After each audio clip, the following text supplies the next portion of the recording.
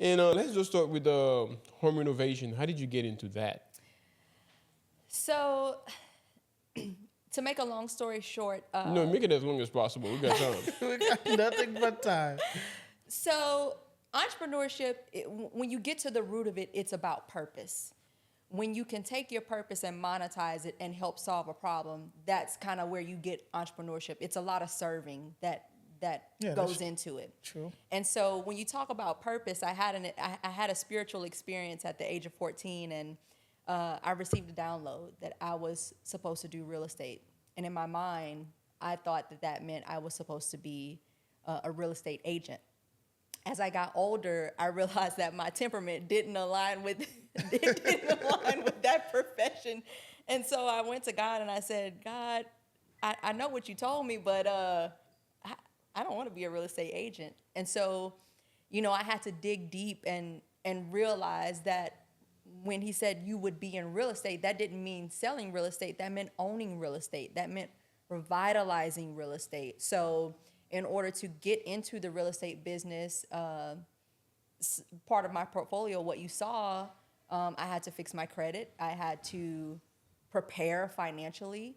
And when I did that, we kind of hit the ground running, but we made some mistakes. Yeah, of course. Yeah, we made some mistakes. We were young and inexperienced, but we knew that we had a goal. And so we had come across different contractors that were not great contractors. Yeah.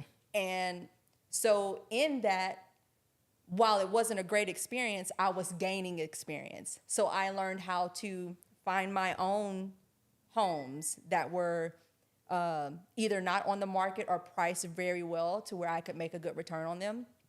I learned how to manage my own projects. I learned how to manage budgets. I learned how to pick out and design properties that were attractive to end buyers at a price that they could afford, but was something that they could be proud of. Yeah. So I had a friend that gave me this revelation. She said, Carrie, why don't you become a contractor? And I said, I don't want to be a contractor, because in my mind, a contractor was a person that they had a hammer in this hand, a hard hat in this hand, and a tape measure in this hand. And that just wasn't me. That wasn't my style. Yeah. I'm a consultant, but that's what contractors do. They manage the project. Yeah, pretty much. They consult and they pull all of the strings together. The contractor is the glue. They're not necessarily the person that is hammering the nail or floating the sheetrock and stuff like that. So as I was going through those experiences and having to babysit these contractors, I learned that as a trade. And I said, well, I'm paying these guys to do it, and I might as well pay myself to do it and get paid to do it. Okay, time out. You mean to tell me you know how to use a hammer and nail and I know how to use a hammer. I didn't say I do use a hammer. Okay, so I got confused. I know how to use the power tools, because you want to always know how to do what you want other people to do for you. Yeah, so I know how to do those things. Do I do those things? Absolutely not. I like to keep a good manicure, so we're not doing that.